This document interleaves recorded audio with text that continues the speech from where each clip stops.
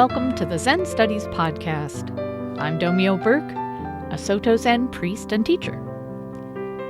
Thanks to new supporting members of the podcast, Calvin from Hove in the UK, Jeff from Dunkirk, New York, Chance from right here in Portland, Oregon, Rocio from Brooklyn, New York, and Tyler from Fairhaven, Vermont. If you're a member of the podcast, thank you for supporting my work. If you're not yet a member, visit zenstudiespodcast.com to find out more. You can join for as little as $5 a month, or even just make a one-time donation. So on to today's topic, confronting the Buddha's sexist discourse. So this is about the troubling story of the Buddha's resistance to ordaining women. Recently, someone sent me the following Dharma question. Quote, "You mentioned the other day that according to a sutta in the Pali canon, the Buddha was against ordination of women as priests. He had to be convinced to do so by Ananda, who accomplished this by reminding the Buddha that he had said all beings can be awakened, including women. I think the Buddha then said something like, 'Women will accelerate the degeneration of the Dharma.' I found that very disturbing, and it created something of a foundational crack in how I view Buddhism. The teachings in general were way ahead of their time, even by today's standards, so you would not expect such a comment from the Buddha himself. I realize we can't make judgments on views and opinions from 2,500 years ago based on current values and beliefs, but this is quite shocking and totally outside the fundamentals of Buddhism. Some of the other fantastical supernatural things in the Buddhist suttas, like multiple rebirths and deities flying around, can be written off as beliefs of the time or vestiges of other religions. So I guess we should interpret this statement in the same way? I would love to hear your take on this issue." End quote. In this episode, I will introduce the text that describes the Buddha's words and actions in response to the question of ordaining women into what was called the homeless life of his monastic community. Then I'll talk about various ways we can explain or dismiss or justify the story that's contained in this text. In the next episode, I'll explore how, for some of us, explaining or dismissing or justifying the story of the Buddha's resistance to ordaining women doesn't completely neutralize the discouraging effect of this story's presence in the Buddhist canon. And I'll talk about how we can relate to the story without losing our faith in this path of practice. The Pali Canon Sutta on the Buddha's resistance to ordaining women is called the With Gotami Sutta. It's the Anguttara Nikaya number 8.51. I find it troubling as well. At the very least, it portrays the Buddha as having an astonishing lack of compassion for women, particularly for the women most profoundly called to follow the path of practice he was teaching. In this episode, I will read parts of the relevant sutta and then discuss it. I want to explore the questions about how we should relate to this story. Should we dismiss it? Rationalize it? Why should it even matter to us? Obviously, each of us needs to answer these questions for ourselves, but I think what's most important is that we confront the Buddha's sexist discourse head-on instead of ignoring it. Speaking of ignoring the Gotami Sutta, I went looking for this text on my favorite Pali Canon website, a site that I've mentioned many times and used many times, Access to Insight. And I was very surprised not to find it. The site has modern translations of over 1,000 Pali Canon suttas, but the one describing how women came to be admitted to the ordained Buddhist Sangha was not included. Is the With Gotami Sutta Buddhism's dirty little secret? Or is the inclusion of ordained women in the Sangha not important enough a topic in the minds of the presumably male curators of the Access to Insight collection? In any case, I was able to find a couple translations. The one I'm going to share is by Bhikkhu Sujato and is available online at Sutta Central. And there's a link to that site in this podcast episode's webpage. Just a warning, this sutta contains some statements by the Buddha that you may find rather shocking in their sexism, but stay tuned, we will discuss afterwards. The main character of this sutta, by the way, is Mahapajapati Gotami, the Buddha's aunt and stepmother, who raised him after his mother died shortly after childbirth. And the other main character, Ananda, is one of the Buddha's closest disciples. So this is from the With Gotami Sutta. At one time, the Buddha was staying in the land of the Shakyans near Kapilavatthu in the banyan tree monastery. Then Mahapajapati Gotami went up to the Buddha, bowed, stood to one side, and said to him, "Sir, please let females gain the going forth from the lay life to homelessness in the teaching and training proclaimed by the realized one." Enough, Gotami. Don't advocate for females to gain the going forth from the lay life to homelessness in the teaching and training proclaimed by the realized one. So Gotami asks a second time and a third time, a traditional demonstration of sincerity and determination, but she receives the same answer. The sutra continues. Then Mahapajapati Gotami thought, the Buddha does not permit females to go forth. Miserable and sad, weeping, with a tearful face, she bowed and respectfully circled the Buddha, keeping him on her right before leaving. When the Buddha had stayed in Kapilavatthu as long as he wished, he set out for Vasali. Traveling stage by stage, he arrived at Vasali, where he stayed at the great wood, in the hall with the peaked roof. Then Mahapajapati Gotami had her head shaved and dressed in ochre robes. Together with several Shakyan ladies, she set out for Vasali.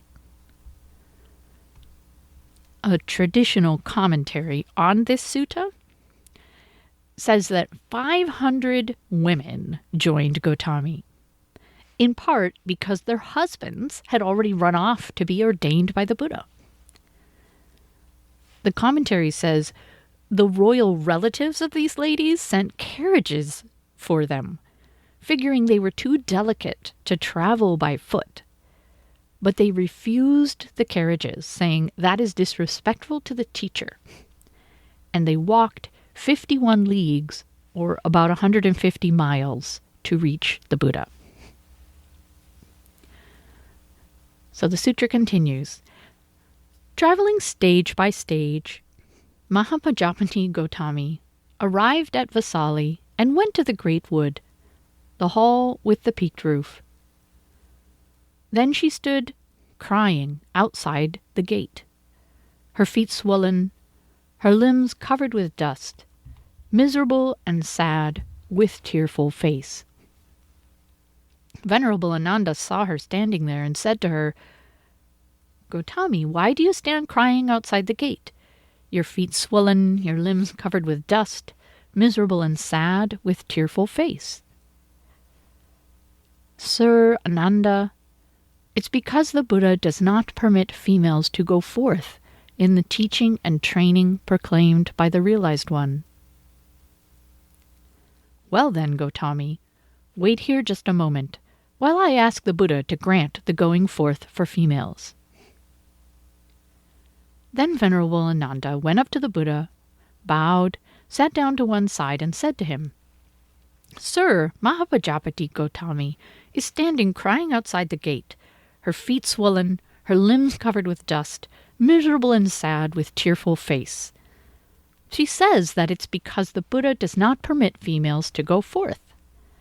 Sir, please let females gain the going forth from the lay life to homelessness in the teaching and training proclaimed by the realized one. Enough, Ananda. Don't advocate for females to gain the going forth from the lay life to homelessness in the teaching and training proclaimed by the realized one. So Ananda asks 2 more times, but still receives no for an answer. Then Venerable Ananda thought, the Buddha does not permit females to go forth. Why don't I try another approach? Then Venerable Ananda said to the Buddha, Sir, is a female able to realize the fruits of stream entry, once return, non-return, and perfection, once she has gone forth? She is able, Ananda. A female is able to realize the fruits of stream entry, once return, non-return, and perfection, once she has gone forth. Sir, Mahapajapati has been very helpful to the Buddha. She is his aunt, who raised him, nurtured him, and gave him her milk. When the Buddha's birth mother passed away, she nurtured him at her own breast. Sir, please let females gain the going forth from the lay life to homelessness in the teaching and training proclaimed by the realized one. Ananda, if Mahapajapati Gautami accepts these 8 principles of respect, that will be her ordination.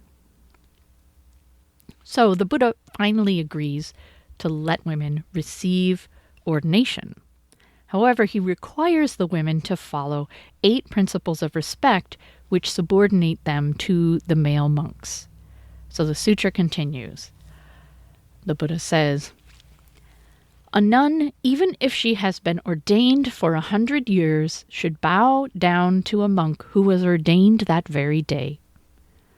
She should rise up for him, greet him with joined palms, and observe proper etiquette toward him. This principle should be honored, respected, esteemed, and venerated, and not transgressed so long as life lasts. A nun should not commence the rainy season residence in a monastery without monks. Each fortnight, the nuns should expect 2 things from the community of monks: the date of the Sabbath and visiting for advice. After completing the rainy season residence, the nuns should invite admonition from the communities of both monks and nuns in regard to anything that was seen, heard, or suspected. A nun who has committed a grave offense should undergo penance in the communities of both monks and nuns for a fortnight. A trainee nun who has trained in the 6 rules for 2 years should seek ordination from the communities of both monks and nuns. A nun should not abuse or insult a monk in any way. From this day forth, it is forbidden for nuns to criticize monks, but it is not forbidden for monks to criticize nuns. This principle should be honored, respected, esteemed, and venerated, and not transgressed so long as life lasts. If Mahapajapati Gautami accepts these 8 principles of respect, that will be her ordination. So Ananda goes to Gautami and tells her this.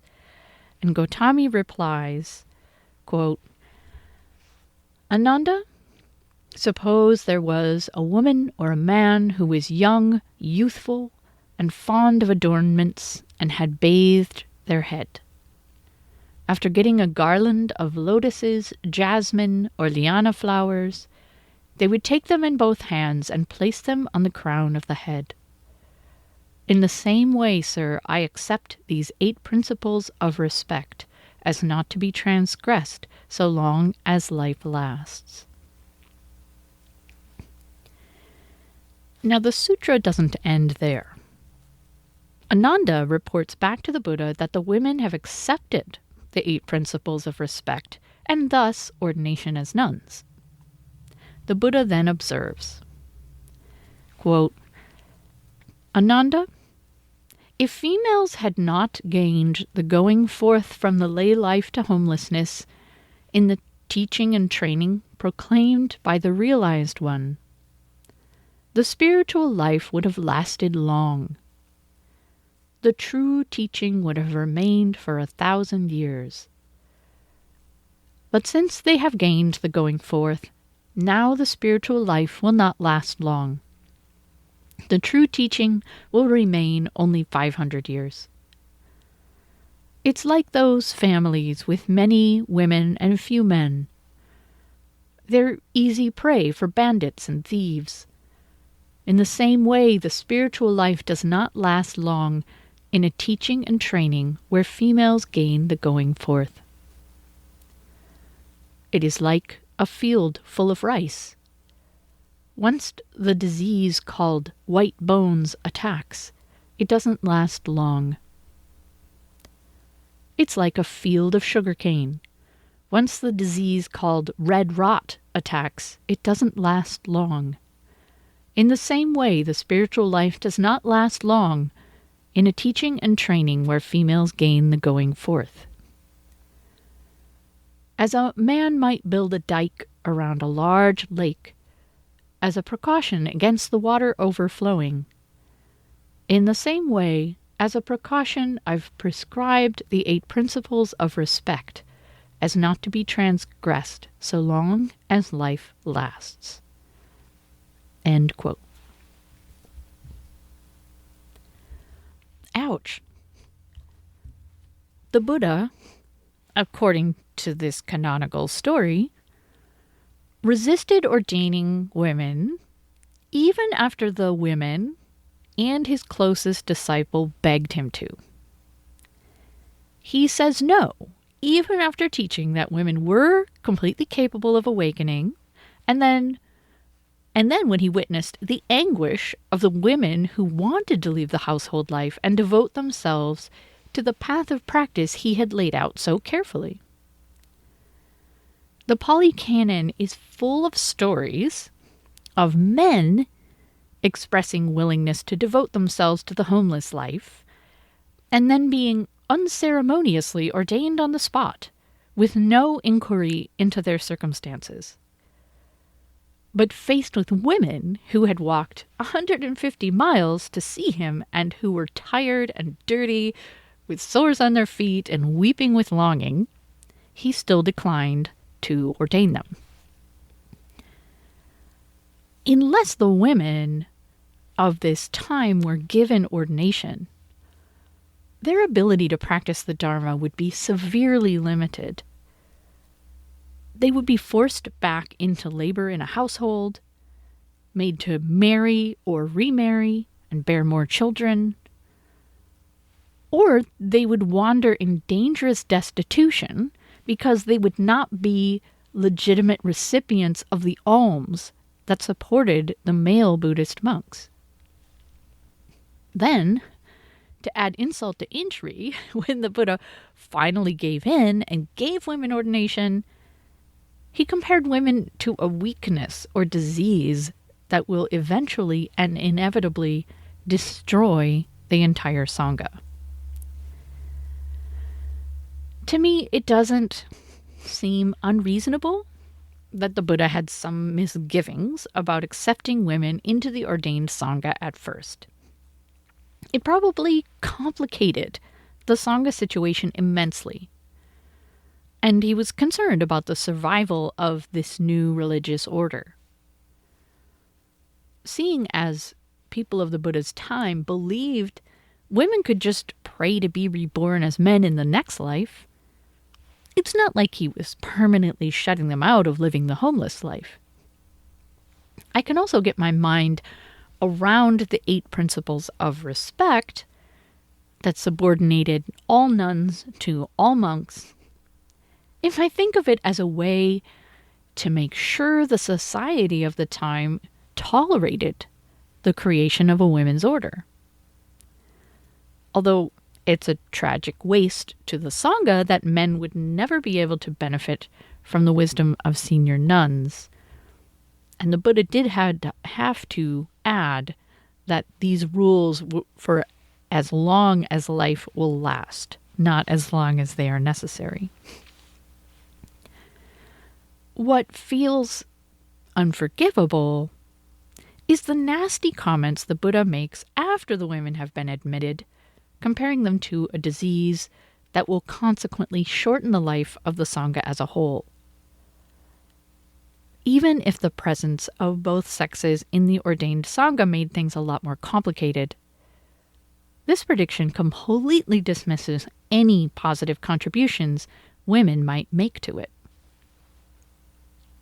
The weirdest thing about the With Gotami Sutta is that, as far as I can tell, it's the only sexist discourse attributed to the Buddha.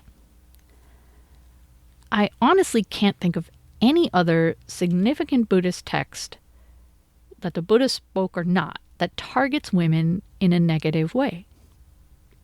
Unlike so many other religions, there is nothing in Buddhist teachings about the inferiority of women or careful prescriptions for their subordination to men. In fact, in numerous places, in both Theravadan and Mahayana Buddhism, the capacity of women to fully awaken is specifically mentioned many times. Sure, throughout the history of Buddhism, sexism has been the rule, but that's because Buddhists are human beings, and that's been the way of the world. There's nothing in the teachings that I know of anyway, which is saying something, apart from the story we're discussing today, which justifies sexism.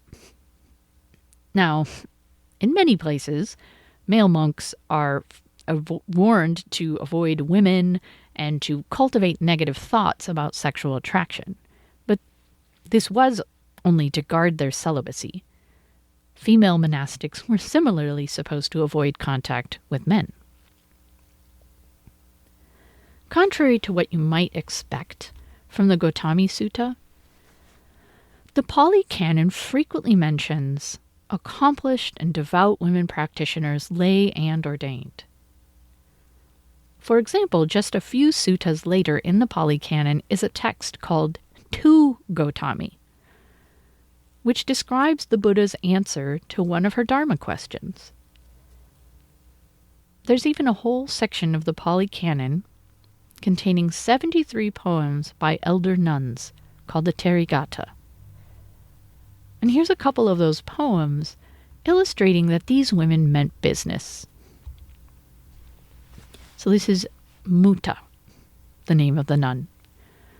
Quote, "So freed, so thoroughly freed am I, from 3 crooked things set free, from mortar, pestle, and crooked old husband. Having uprooted the craving that leads to becoming, I'm set free from aging and death." End quote. And this is a poem by Dhamma.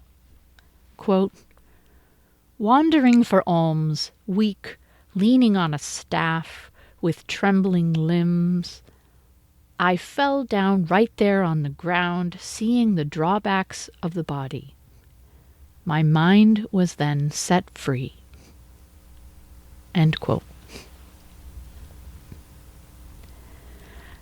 As practitioners or students of Buddhism, how should we relate to the Buddha's only sexist discourse, and the fact that it is part of the official canon of Buddhism?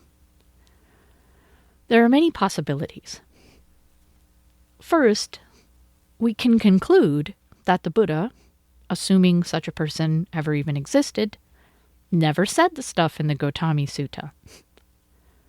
That this sutta was made up by others, probably men looking to undermine the women who had left the home life and taken up monastic practice.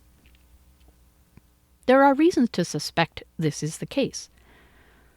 In a footnote to an article on Ananda on the Access to Insight website by Helmut Hecker, Hecker says, regarding the Buddha's statement about the admission of women to the Sangha and how it will hasten its decline, quote, in the Vinaya, monk's discipline, the Buddha is represented as saying this, but such a prophecy involving time is found only here. There is no other mention anywhere in the whole of the Vinaya and the suttas. This makes it suspect as an intrusion. The commentaries, as well as many other later Buddhist writings, have much to say about the decline of the Buddha's dispensation in 500-year periods. But none of this is the word of the Buddha and only represents the view of later teachers. End quote. If the parts of the sutta about the periods of degeneration of the Dharma were an intrusion, why not the parts about the Buddha resisting the ordination of women, or especially his comparison of women to a disease within the Sangha?